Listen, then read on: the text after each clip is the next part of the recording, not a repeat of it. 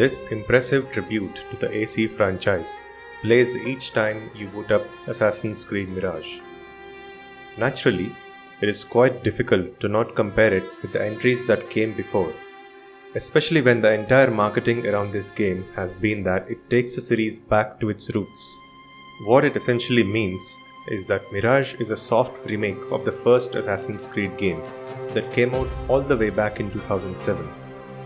There are many similarities between the two games, but this also means that Mirage repeats some of the mistakes made by that first game, making it a bit difficult to play in 2023. Let us see what exactly happens in this short but interesting trip to Baghdad.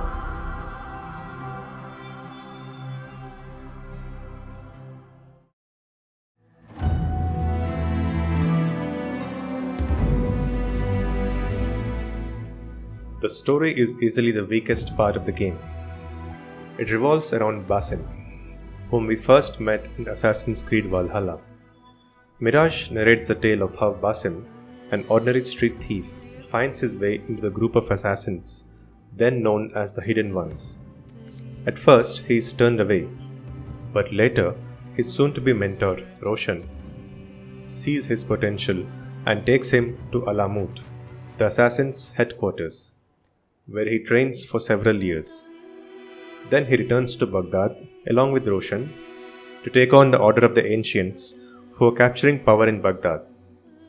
Towards the end, the plot once again slips into the franchise's old habit of serving a messy, confusing story instead of wrapping up things neatly. But at this point, very few people probably expect these games to have a good ending. On a personal level, Basim also has to fight a few inner demons, as in he literally has to deal with a demon called a genie that torments him in his nightmares. To illustrate this even further, the traditional loading screen where the hero waits in the void has been designed to represent Basim's nightmares. That's a nice touch.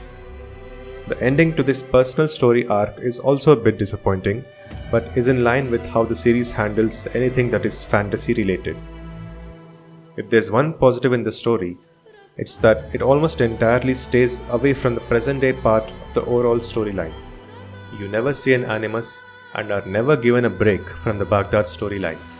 From start to finish, it's a non-stop journey into Basim's past, and it feels like a nice change of pace from other mainline entries.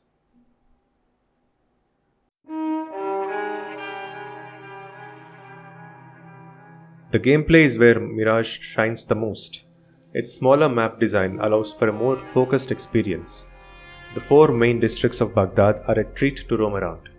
You get the standard parkour options, being able to climb nearly any surface vertically and jump around with ease. Basim has a decent set of tools to help him on his missions, including throwing knives, blow darts and smoke bombs, all of which can be upgraded to add further lethality. Even though it may be smaller, this is still an open-world Ubisoft game, so you are given the freedom to choose your path in the story after you enter Baghdad as a fully trained assassin. You can choose which targets to pick and pursue. You eventually need to explore all districts to progress the main story, and the overall structure of each district's gameplay is the same. You go through smaller missions to eventually unmask the district's leader, who is one of the members of the Order of the Ancients. It is through these smaller missions that you get to experience the core of Mirage's gameplay, which is fun and strongly encourages you to stay stealthy rather than go in loud. But this is also where the game repeats the mistake of the 2007 original, and it is that the missions soon become stale.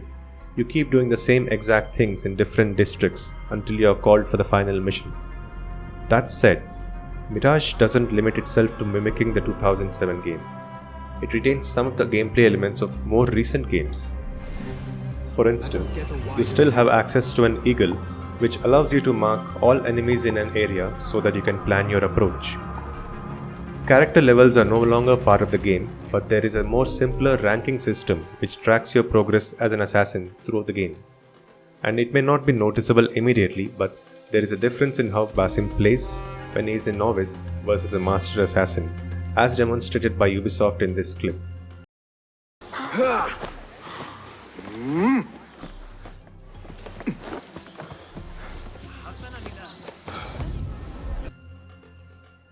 The notoriety system is also designed around remaining stealthy.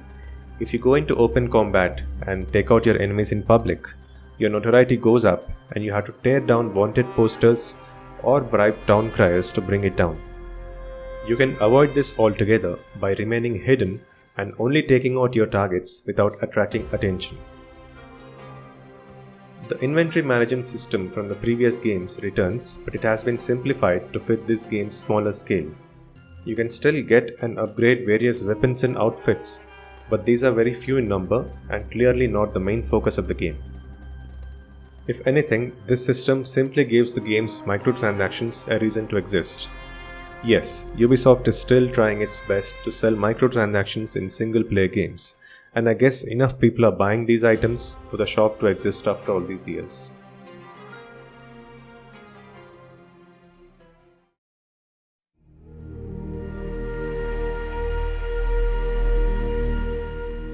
I played the game on an Xbox Series S, arguably the weakest of the current generation of consoles, but I was still continuously amazed by the game's visuals. I think it's something of an acquired taste because when I first saw the trailers, I wasn't too impressed with the orange tint of the city. But after playing for a few hours, I came to appreciate this art style, which embraces the overall small scale of the game. But the smaller scale does have a few compromises.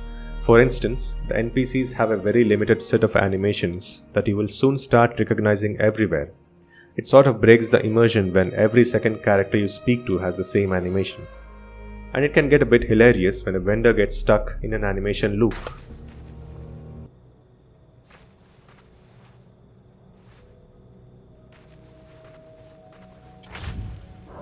Nothing else?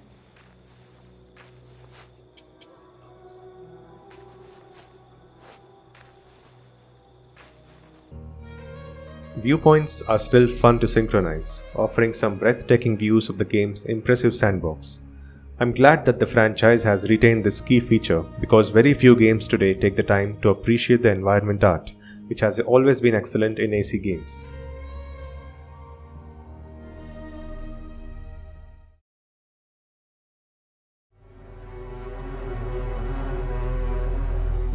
First off, yes, as per custom, there is a new version of Ezio's family in this game, and personally speaking, it doesn't quite hit the mark as Valhalla's version did, but this one has its own charm, and the vocals are quite impressive.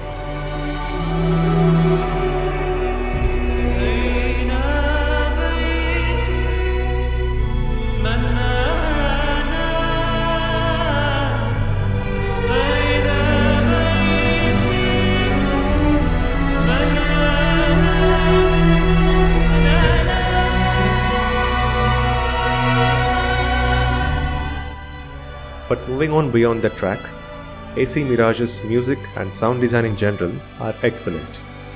Newcomer to the series, Brendan Angelides or Angelides has composed a soundtrack that uses a blend of electronic tunes and traditional Middle Eastern instruments. If you have the time, I would strongly suggest that you watch Ubisoft's 8-minute video detailing how they designed the sounds and music of this game. A lot of thought went into making sure that what you hear in the game transports you into 9th century Baghdad, and all their efforts really paid off. And if you want to make your experience seem even more authentic, the game even has an Arabic voice option. إذا احتجت سرقة شيء فأنا المنشود. درويش يضمنني. كلفني بتنفيذ جميع عقودك. انتهى دورك إذن. بوسع المزيد. مات اثنان من خيرة رجالي في مسعاي، ولن ينجح لص شوارع فيما فشل فيه. دعيني أنضم إليك. لديك مكانان شاغران.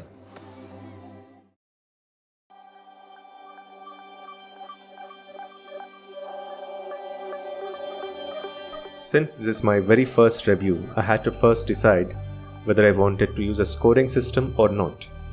In the end, I decided against it. Review scores may be useful to an extent, but assigning a single number to a game that took hundreds of people several years to create seems wrong. So I will conclude by saying that I enjoyed the 18 hours I put into this game. Yes, the story has issues and the gameplay doesn't offer too much variety. But when seen as a whole, this game made sure that the overall experience was enjoyable. And that, I feel, is worth the price of admission. If you're not a fan of paying full price for a short game, you can always get a subscription to Ubisoft Plus that gives you access to this and many other games for a month.